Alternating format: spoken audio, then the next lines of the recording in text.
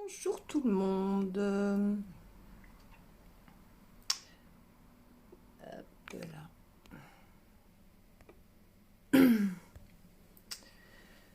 Eh bien, bonjour à tous.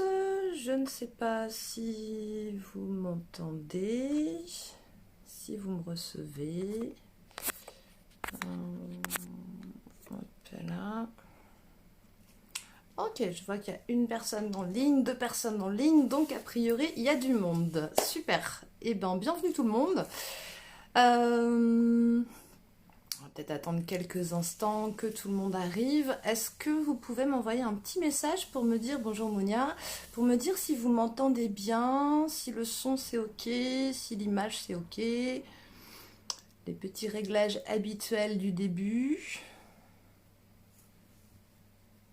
Bon, super, merci de me répondre Monia. Ok, alors déjà, bienvenue tout le monde. Donc moi je suis Émilie et aujourd'hui on va prendre une petite heure pour échanger, bonjour Sylvie, autour de l'hypnose comme moyen pour mincir et surtout dans une manière qui est à l'antipode des régimes.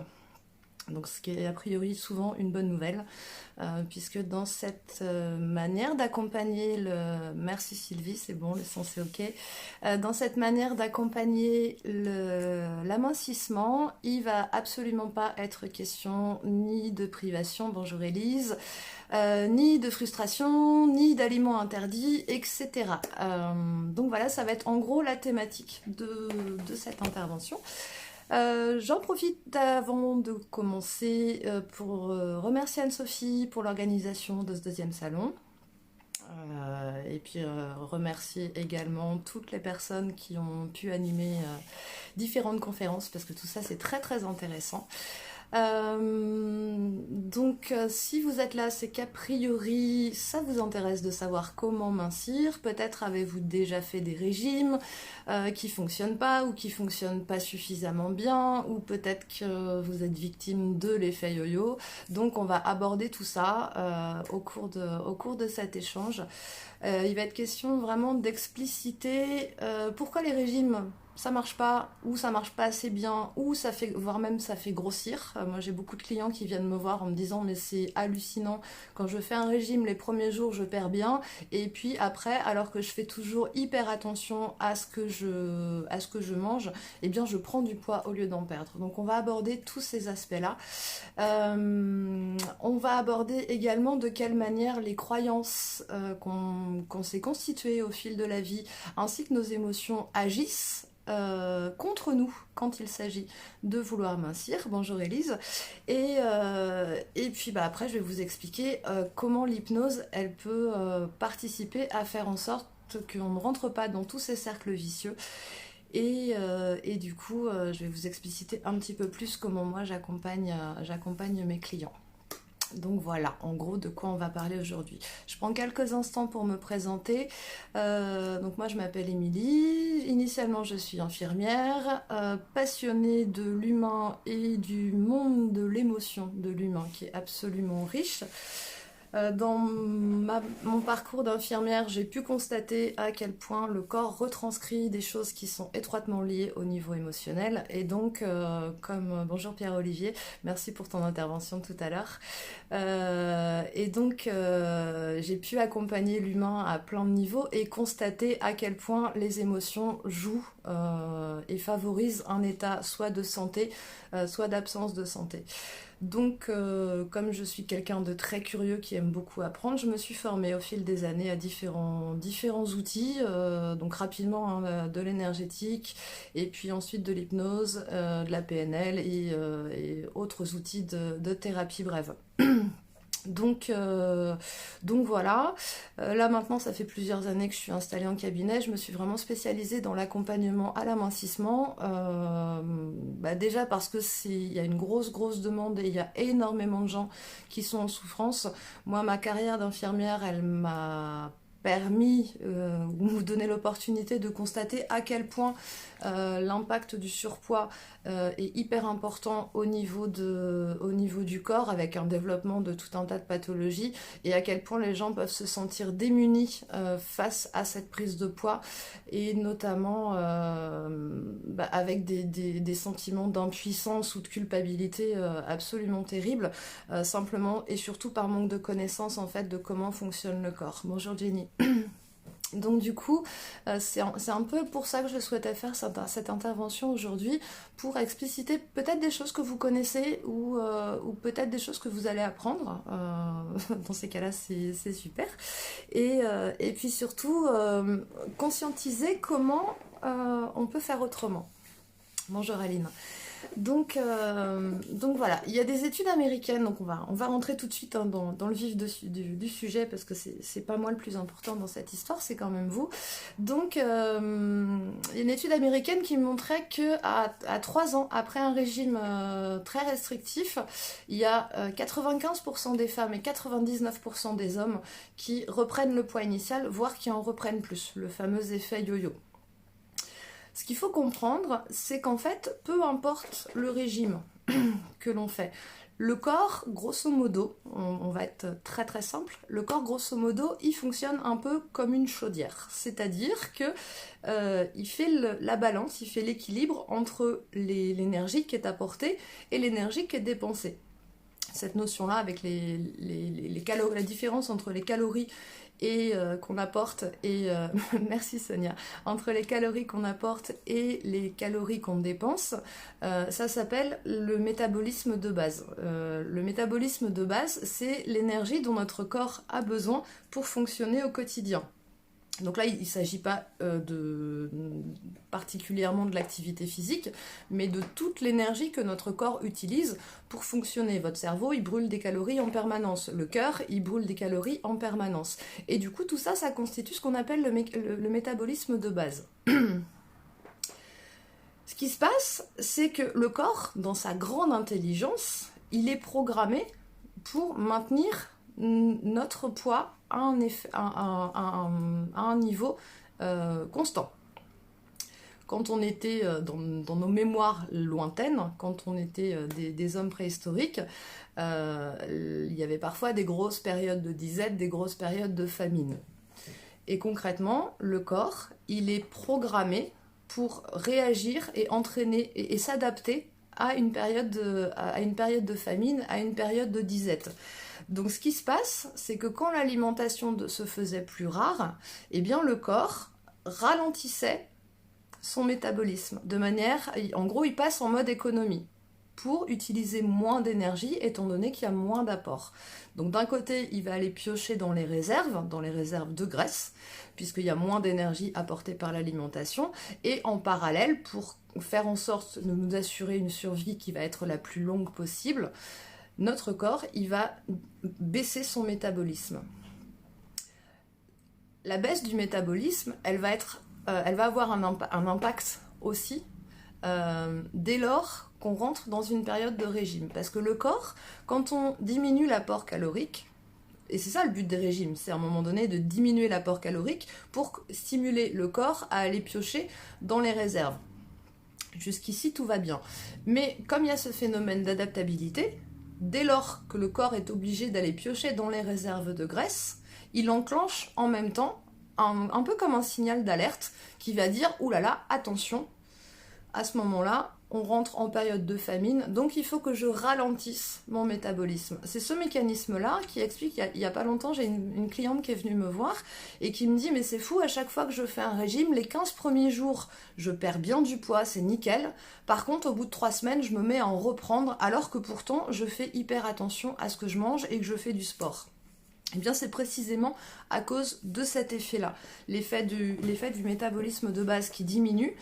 Et le truc, c'est que quand on arrête le régime, tant que les réserves de graisse ne sont pas reconstituées, le corps reste en mode métabolisme ralenti. Donc du coup, c'est aussi ça qui va entraîner l'effet yo-yo. Si on va voir un petit peu plus dans le détail, cet effet de mécanisme adaptatif avec le métabolisme de base qui ralentit, il va se traduire à différents niveaux, au niveau du corps. il va y avoir... est-ce que c'est clair là, déjà pour tout le monde cette notion de métabolisme de base? Je vous laisse répondre, je vais continuer parce qu'il y a un petit décalage entre le moment où vous écrivez et le moment où moi je vois vos réponses s'afficher. Mais déjà, dites-moi si vous avez des questions par rapport à cette notion-là ou si tout est très clair.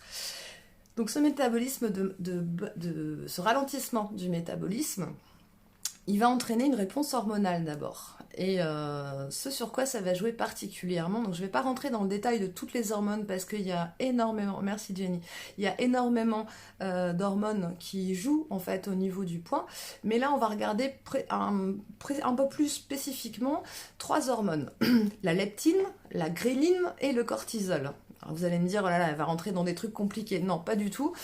On va aborder les choses de manière très simple. La leptine, c'est une hormone dont le travail est de réguler la satiété. C'est-à-dire, la leptine, elle va se déclencher quand on commence à manger pour du coup envoyer le signal au corps et au cerveau, de préférence, le signal que là c'est bon, on a suffisamment mangé.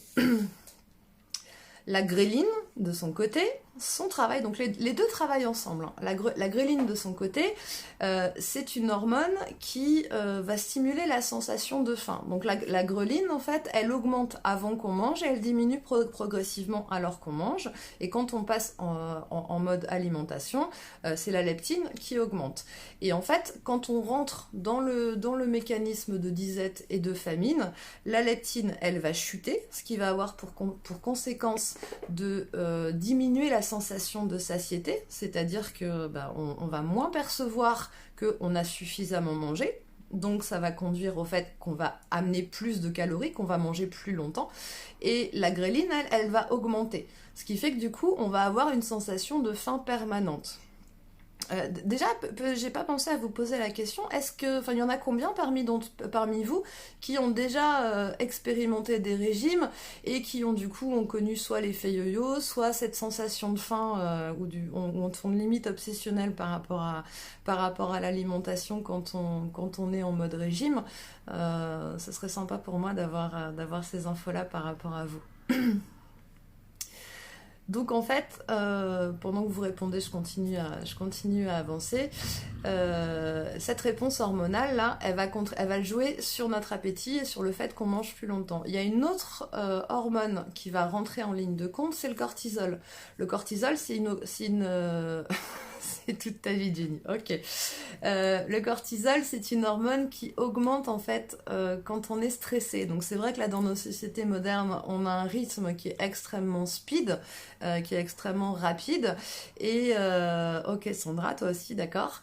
Merci de vos réponses. Et le cortisol, en fait, il augmente quand on est stressé. Et du coup, toi, tu as été obligé d'être opéré car une émotion, un aliment. Oui, ça, on va en parler un petit peu plus loin tout à l'heure de l'aspect émotionnel, justement, dans l'amincissement.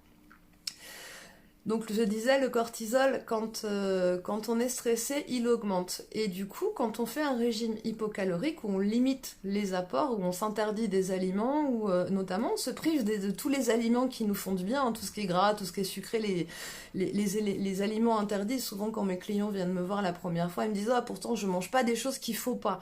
Et en fait, moi dans le programme que je propose, il n'y a aucune chose qu'il ne faut pas, tout est autorisé. Sous certaines conditions dont je vais vous parler tout à l'heure. Mais quand on démarre un régime hypocalorique, le corps reçoit ça comme un événement de famine. Donc ça génère un stress au niveau du corps. En plus, avec le régime hypocalorique, on va s'interdire un certain nombre d'aliments. Donc ça génère de la frustration. Donc ça génère le fait de... habituellement, si on a recours à le petit bout de carré de chocolat, par exemple, parce qu'on a une contrariété, là, quand on est en mode régime et qu'on le respecte bien, non, on s'interdit le carré de chocolat, qui du coup, lui, fait baisser la pression, et donc ce stress, il augmente. Et donc tout ça, ça augmente le taux de cortisol. Le rôle de cette hormone, c'est de modifier le stockage du sucre, c'est de modifier le stockage de l'eau, et c'est de réduire aussi la masse musculaire.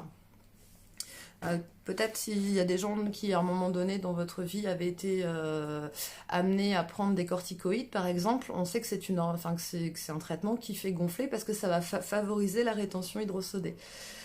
Le cortisol, c'est aussi quelque chose qui, coucou Laura, c'est aussi une hormone qui va favoriser en fait le stockage des graisses au niveau abdominal. Et il va aussi influer sur la leptine et sur la gréline, c'est-à-dire qu'il va augmenter,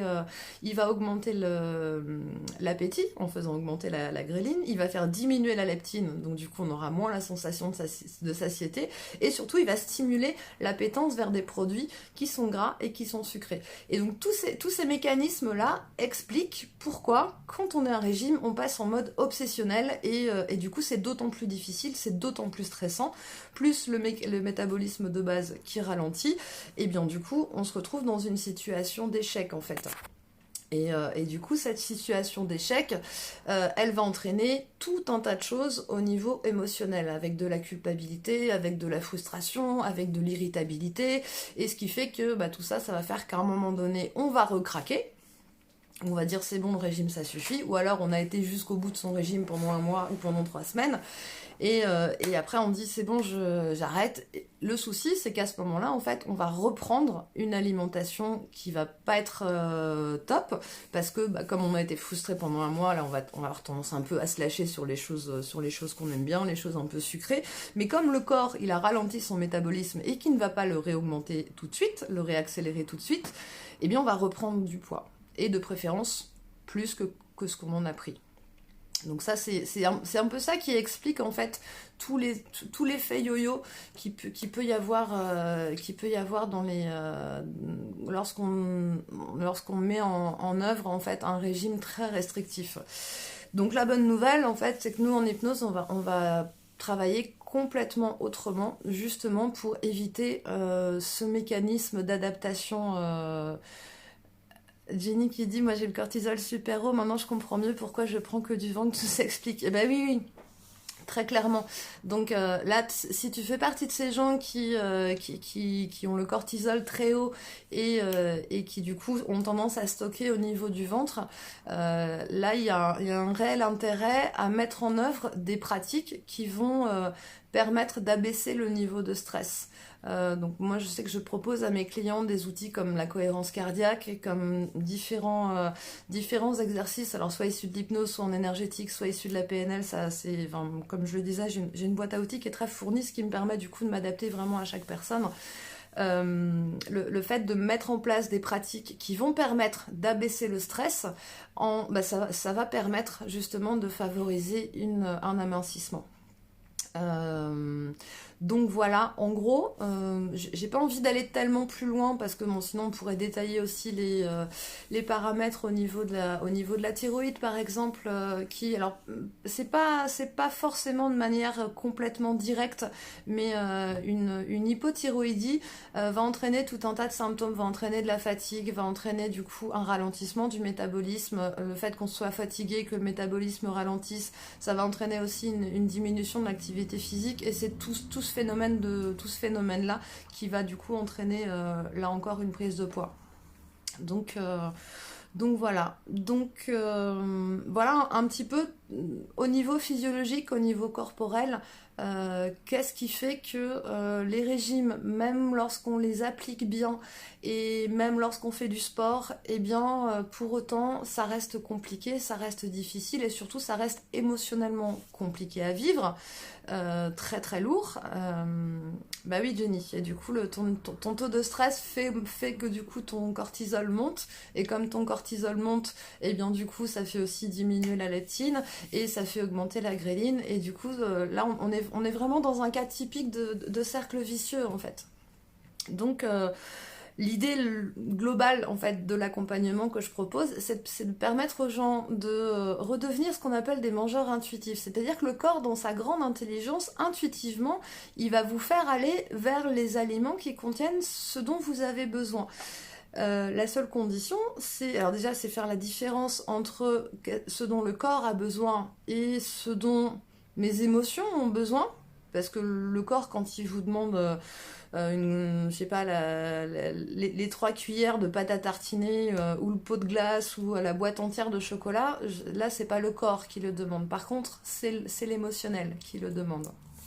Donc c'est aussi important de le prendre en compte. Donc voilà. Est-ce que c'est clair pour tout le monde à ce niveau-là? Est-ce que vous avez des questions avant que du coup que je passe à la suite? J'attends quelques instants pour voir si vous avez des questions avant du coup d'aller sur les aspects croyances et émotions.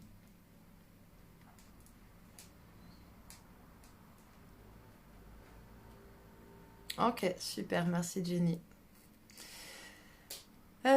Si, juste une dernière chose par rapport aux hormones aussi, au niveau des femmes, les hormones féminines jouent aussi énormément les oestrogènes, etc.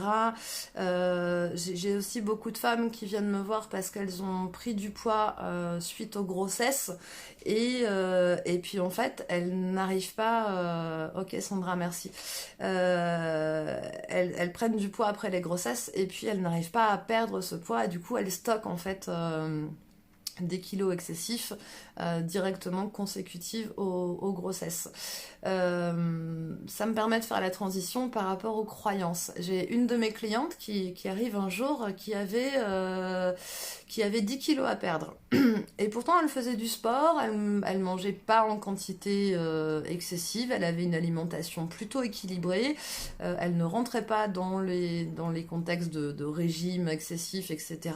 Donc a priori elle avait une activité physique qui était importante. Donc oui, j'ai oublié de vous dire aussi, l'activité physique va permettre d'augmenter le métabolisme aussi. C'est aussi pour ça que avoir une activité physique, alors pas nécessairement hyper intense, mais en tout cas avoir une activité physique, ça permet de signifier au corps que il y a des besoins en termes de dépenses énergétiques et que du coup il est nécessaire de maintenir le métabolisme de base.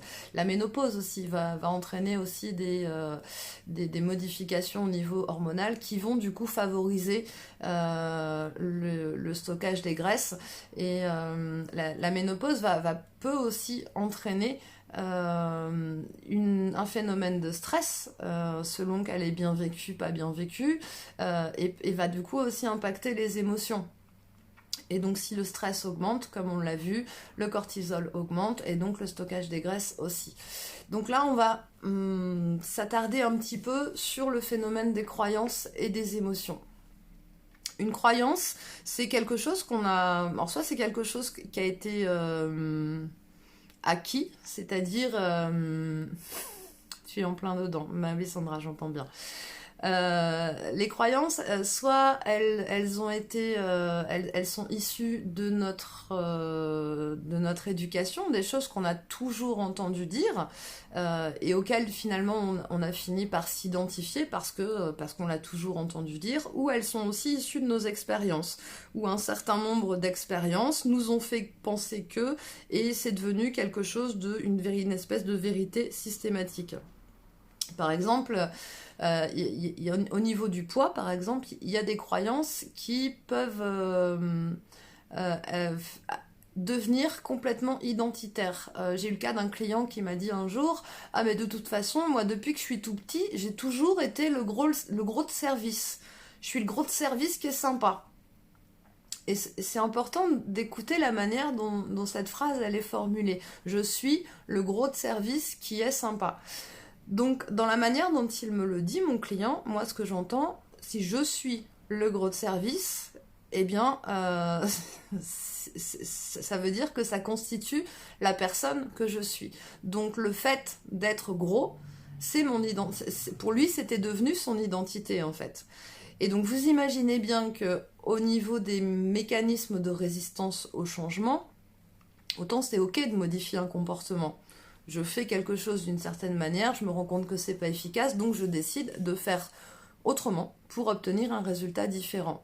Par contre, quand c'est quelque chose qui touche notre identité, là il y a un petit mouvement de recul, il y a un petit mouvement de frein, parce que c'est ok de changer pour un autre comportement. Par contre, si je change qui je suis, ouais, mais je vais être qui après? Et ça, en fait, ça va générer une espèce d'énergie frein au changement. Donc c'est important, voilà, je vous invite à peut-être là, pendant que je suis en train de parler des croyances, peut-être posez-vous la question de quelles sont vos propres croyances par rapport au poids, par rapport à la prise de poids, par rapport au fait d'être un peu rond ou pas un peu rond. Voilà, c'est déjà le premier pas en fait pour voilà, évaluer là où vous en êtes. Les croyances, elles peuvent être aussi familiales. J'ai une de mes consultantes qui avait 10 kilos à perdre, et en discutant avec elle, je lui demande comment elle les a pris ces 10 kilos, comment ils sont arrivés, et elle m'explique en fait qu'elle a eu 3 enfants, et que du coup c'est l'accumulation de ces kilos post-grossesse. Je lui dis ok, et puis donc on continue à discuter un petit peu, à échanger un petit peu. Et à un moment donné, elle me dit, mais de toute façon, ma mère, elle m'a toujours dit, chez nous, c'est 3 kilos à chaque grossesse qu'on n'arrive jamais à reprendre. Donc je vous laisse faire le calcul, elle avait 3 enfants, du coup elle avait pris 10 kilos. Donc je sais pas, il y en a un qui était une option, c'était le bonus pour elle, j'en sais rien, mais et en fait c'est à partir de cette croyance-là, parce que comme je vous le disais, au niveau de son alimentation, elle avait une alimentation équilibrée, elle avait une activité physique, et malgré tout, elle n'arrivait pas à perdre ses 10 kilos issus de ses grossesses. Et le simple fait de conscientiser que son cerveau avait enregistré comme une condition sine qua non, un truc qu'il était absolu, enfin c'était pas possible de faire autrement.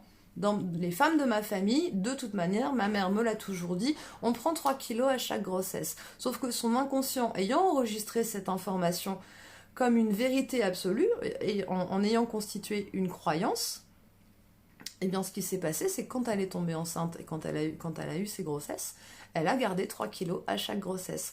Et du coup, on a simplement travaillé sur le fait, en hypnose, sur le fait de modifier cette croyance, de la changer en disant, ok, c'est une croyance de ma mère, je ne suis pas obligée de donner mon accord, donc moi je décide que mon corps, il peut naturellement éliminer ces kilos superflus. Le simple fait de faire ça, elle n'a rien changé à son alimentation, elle n'a rien changé à son activité physique, elle a juste conscientisé cette croyance-là.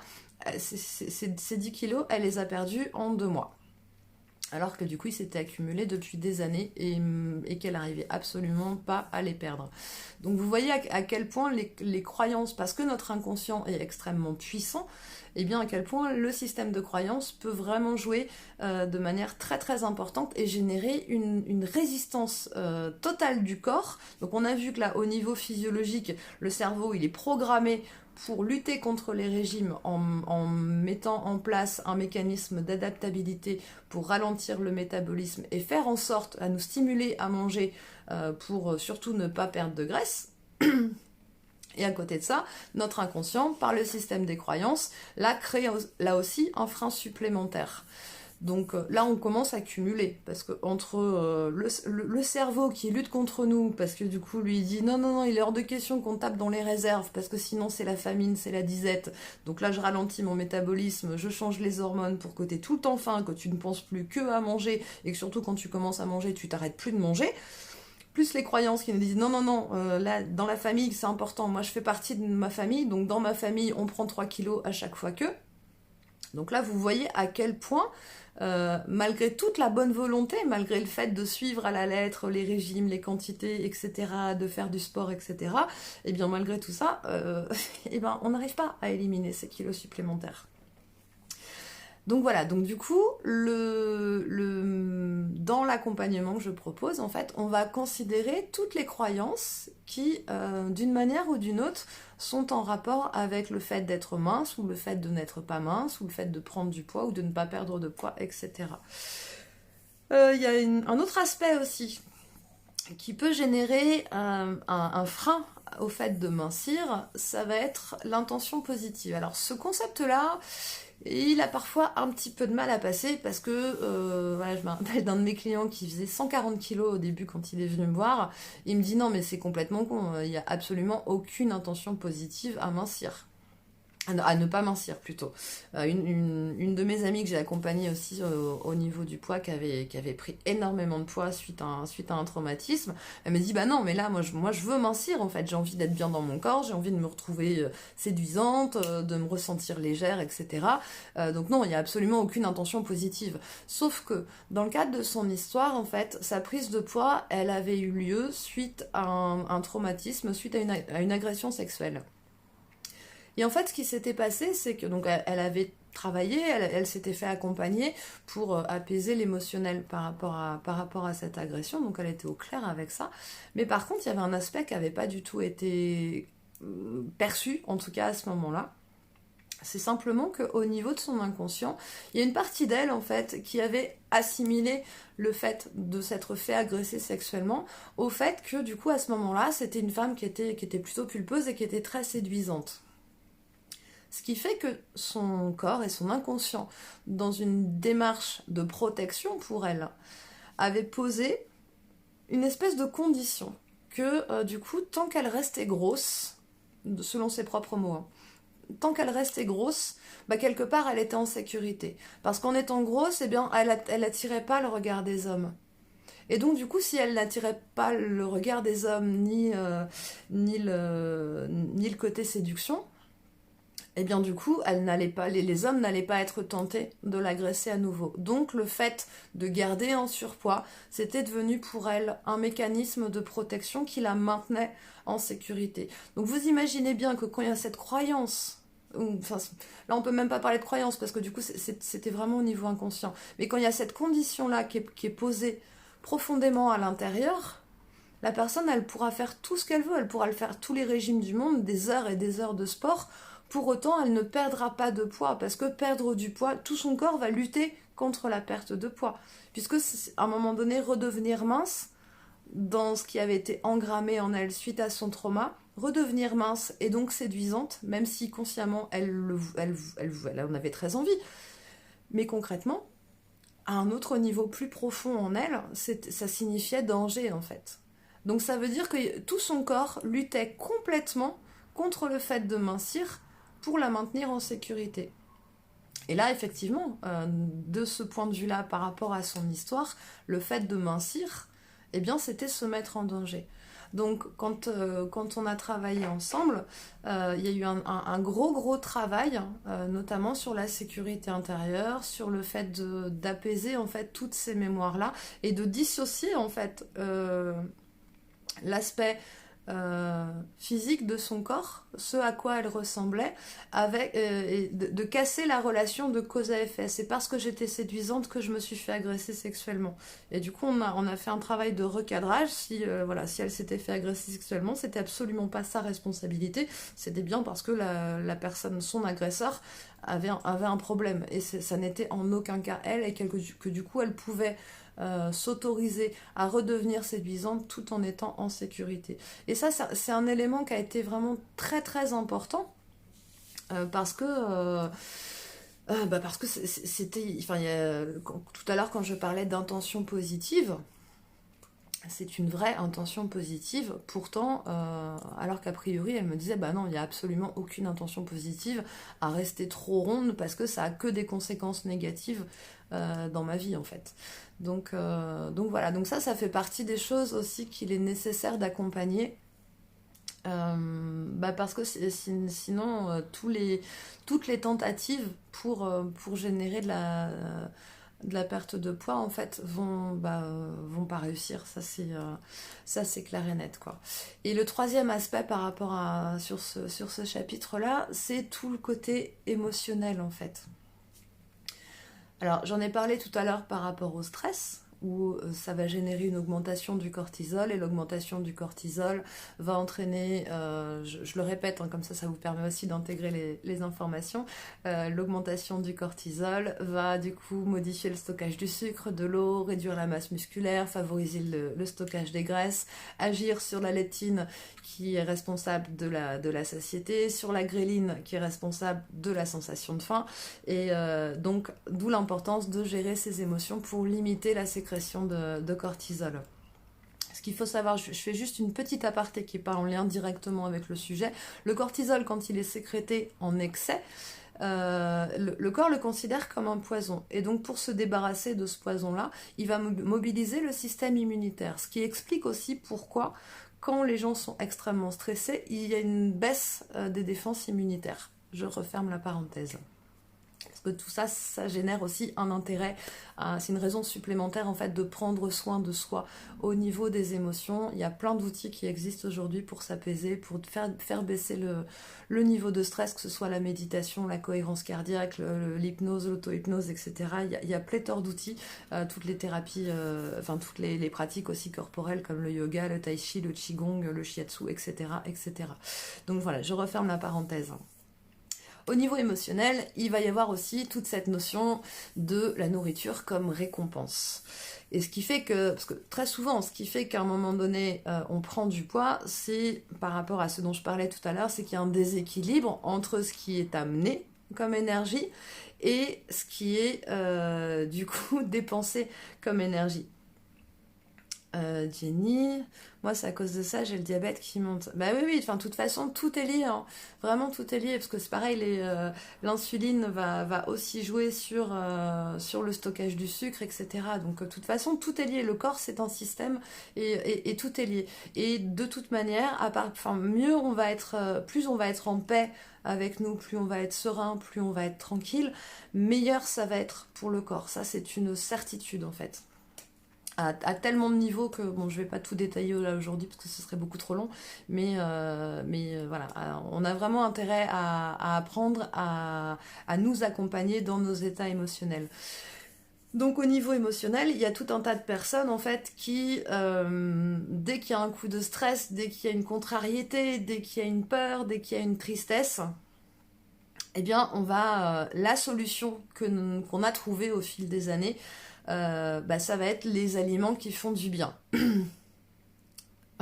Merci Sandra. Les aliments qui font du bien. Ça va être pour certains le carré de chocolat. J'ai une cliente, elle, son gros truc c'était le lait concentré. Ça va être, je sais pas qu'est-ce que c'est d'ailleurs pour vous, votre aliment fétiche qui fait du bien. Je ne sais pas, ça peut être différent. Bon, il y a souvent dans les premières places, il y a quand même très très souvent le chocolat.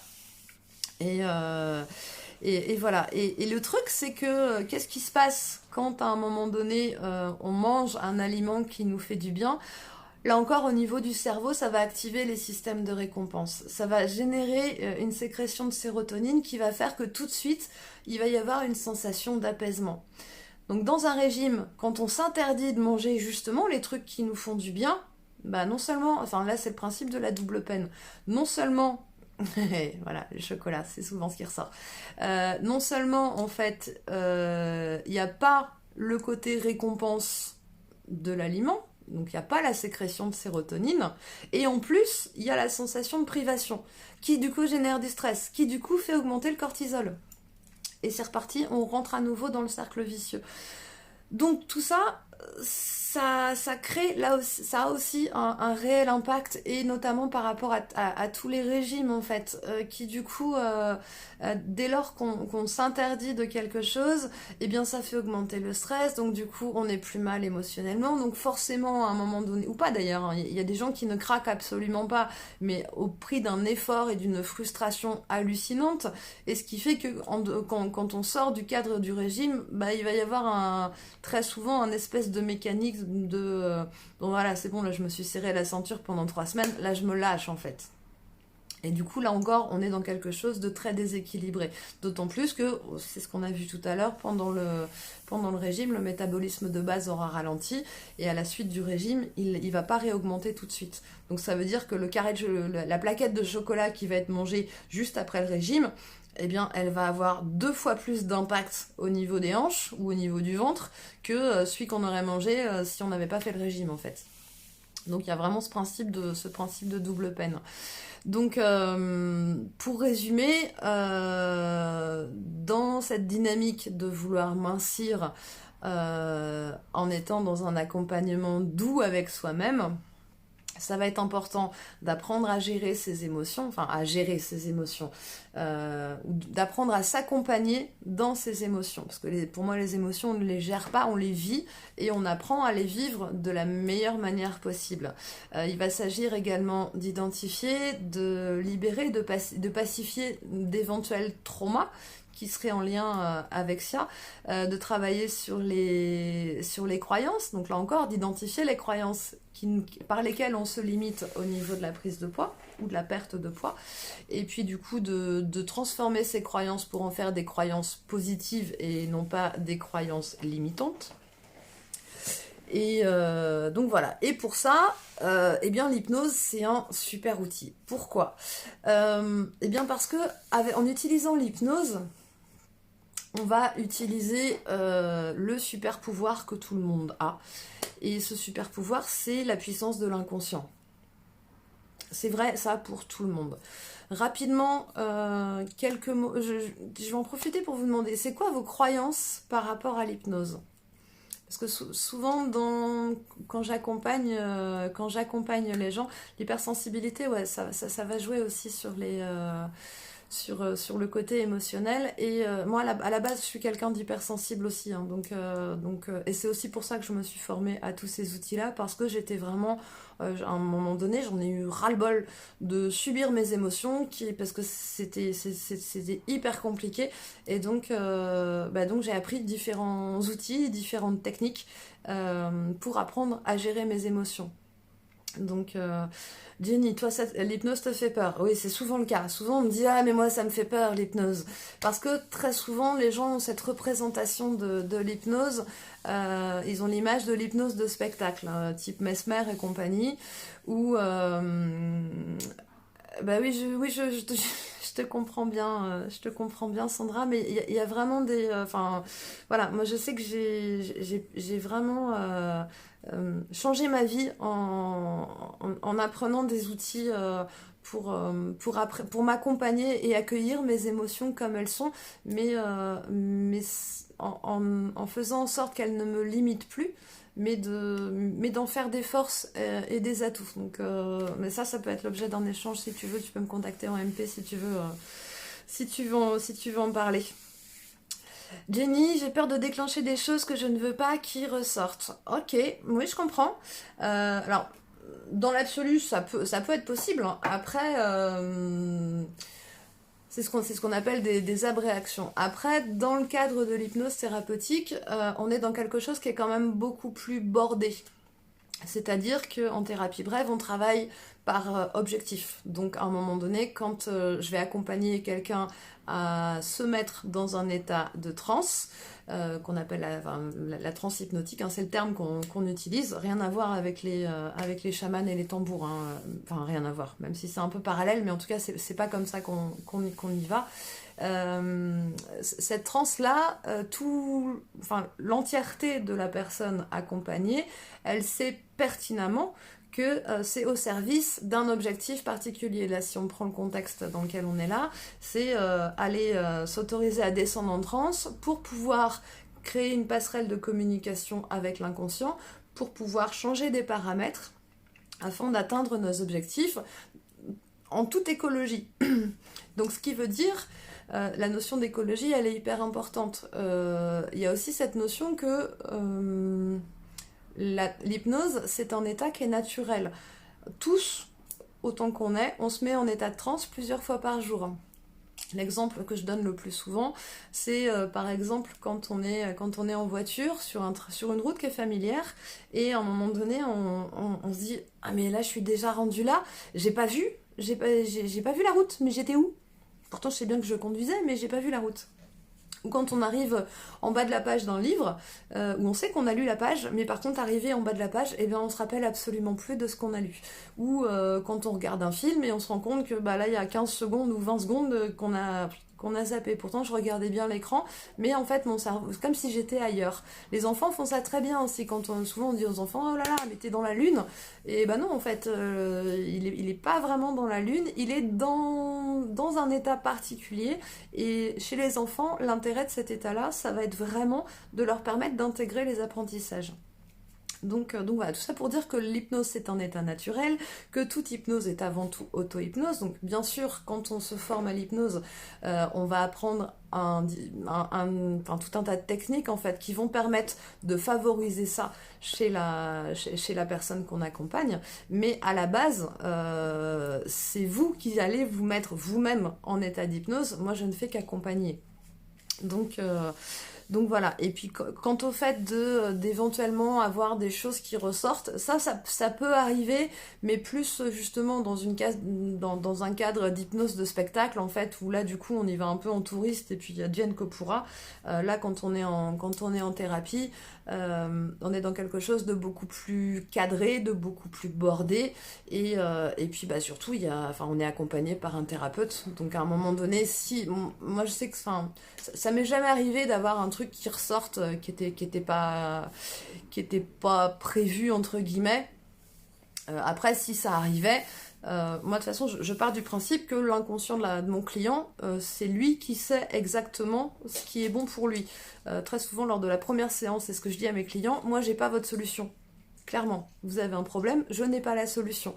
Donc ce qui génère un espèce de petit moment de flottement, mais je laisse ce moment de flottement, et juste derrière ce que j'explique, c'est que voilà, moi je n'ai pas la solution, par contre j'ai l'absolue certitude, et là c'est une croyance très positive pour moi, c'est que très concrètement, votre solution, elle est en vous.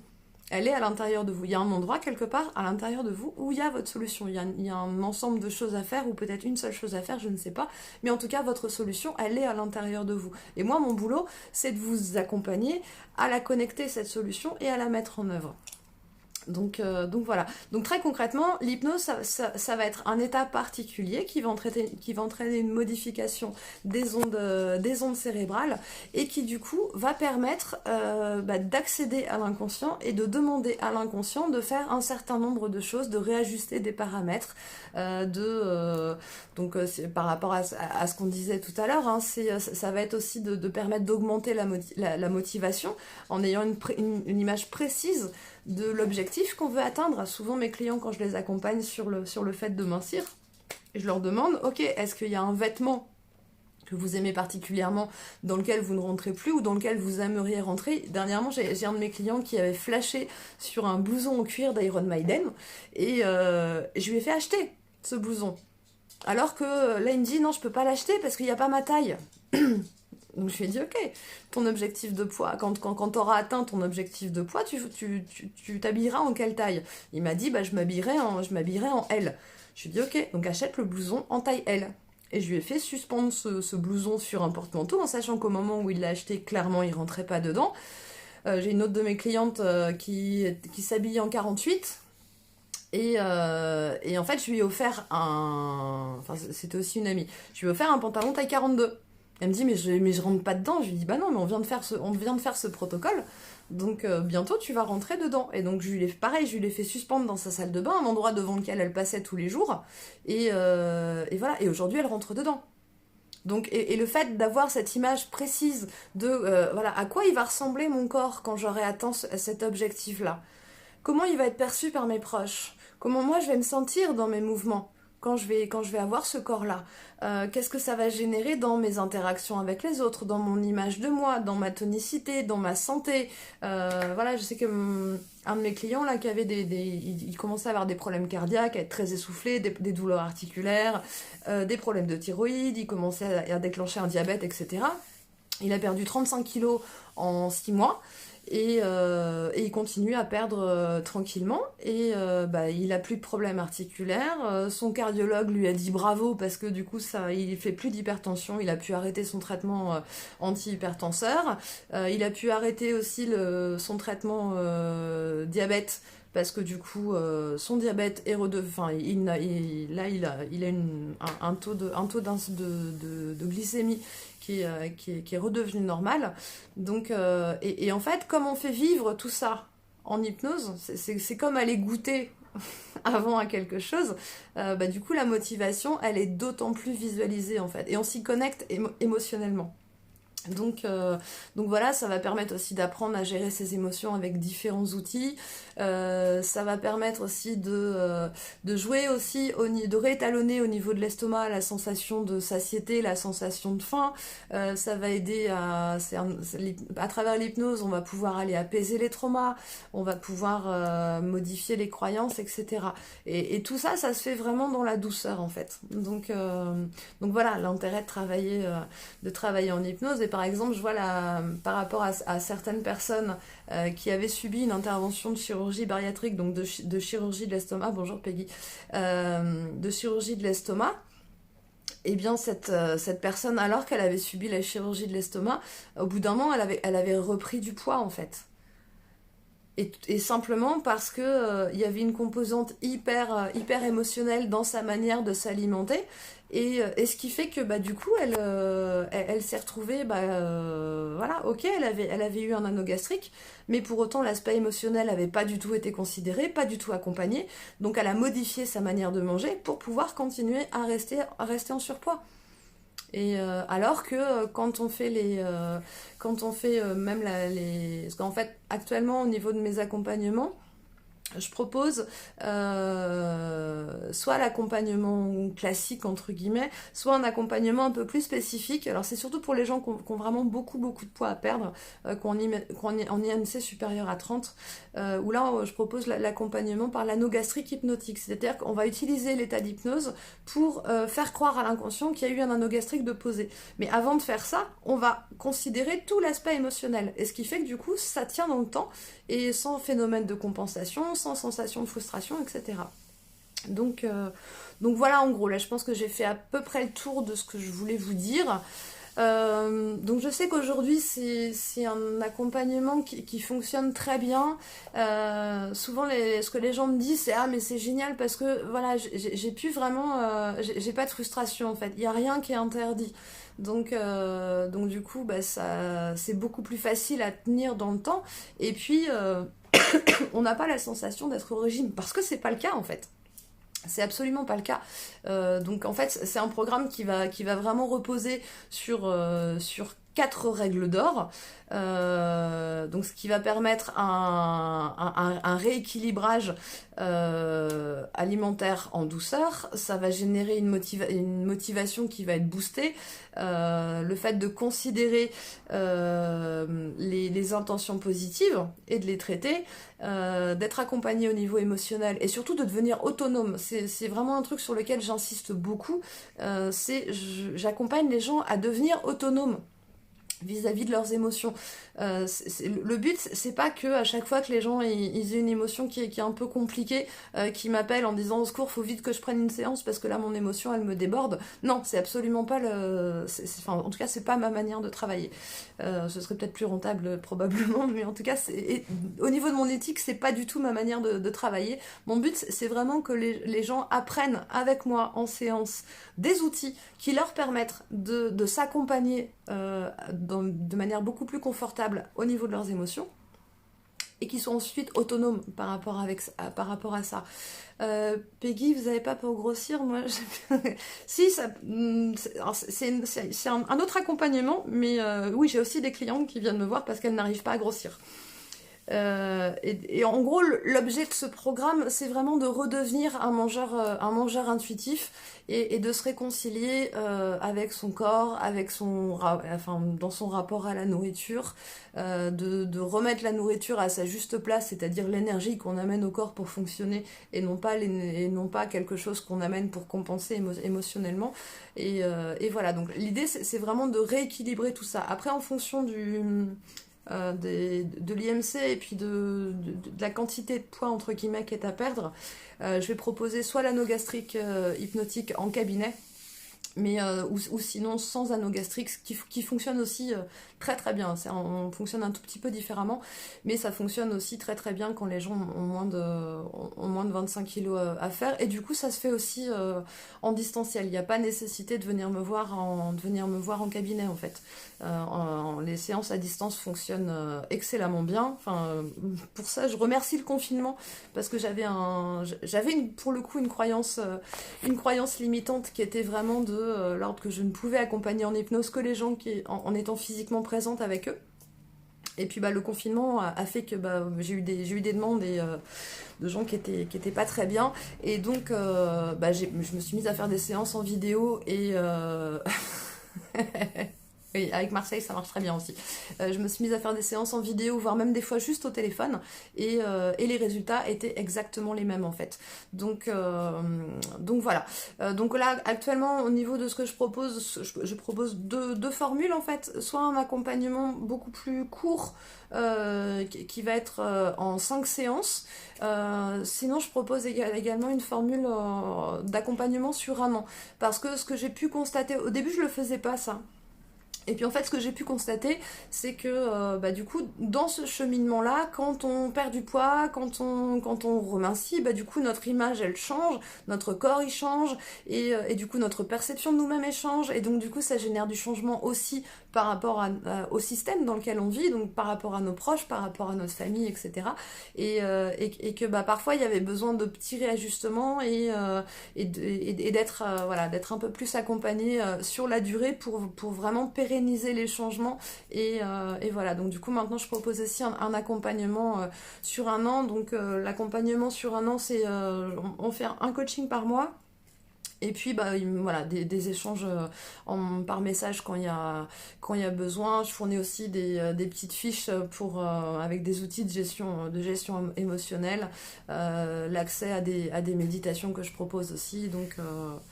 Donc voilà, donc bien évidemment, si vous avez des questions, si vous voulez des précisions, si là ces programmes vous intéressent, je vous invite à me contacter en MP. Voilà, et puis comme ça je répondrai à vos questions. Moi j'aime bien avoir un contact téléphonique, donc je vous invite à me contacter en MP, et puis je vous proposerai certainement qu'on en échange au téléphone. C'est plus simple, c'est plus direct, et puis voilà, ça me permet de répondre de manière plus précise, et c'est quelque chose qui est important pour moi en fait, parce que pour moi chaque personne c'est vraiment un univers singulier et unique, et du coup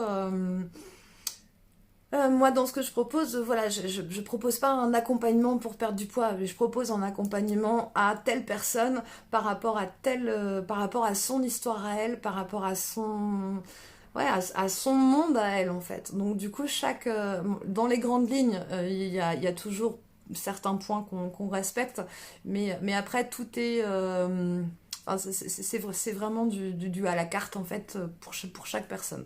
Donc voilà, je pense que ouais, il est 14h57. Je suis très contente d'avoir tenu à peu près les temps. Est-ce que vous avez des questions par rapport à ça? J'espère que ça vous a que ça vous a plu, que vous avez peut-être appris des choses. Je voulais aussi faire un petit exercice, mais du coup là au niveau temps on va être un peu juste.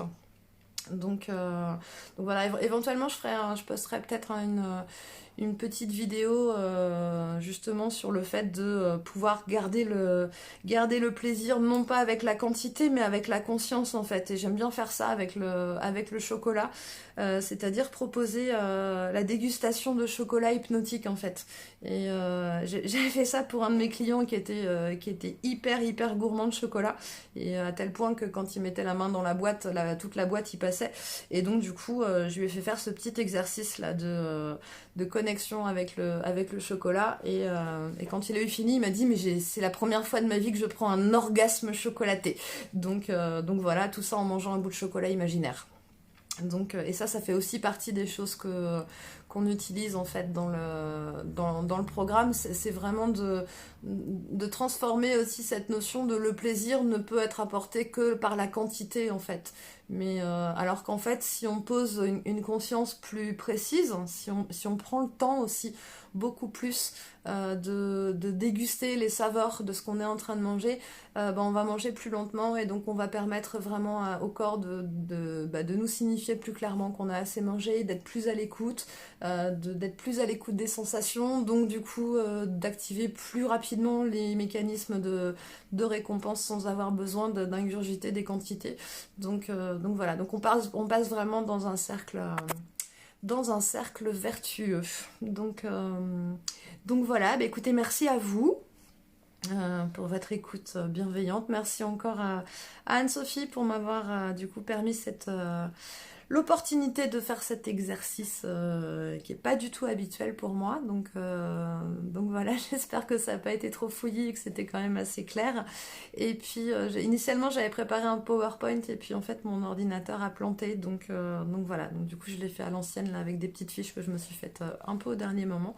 Et puis voilà, donc bah, n'hésitez pas, vous pouvez me contacter par MP et puis je vous répondrai. Alors pas forcément là tout de suite parce que j'ai un programme assez chargé aujourd'hui, mais dans tous les cas je vous répondrai et puis on pourra se poser un moment ensemble pour échanger plus précisément autour de vous, dans votre singularité et votre unicité. Merci beaucoup et puis bah, belle continuation sur le salon.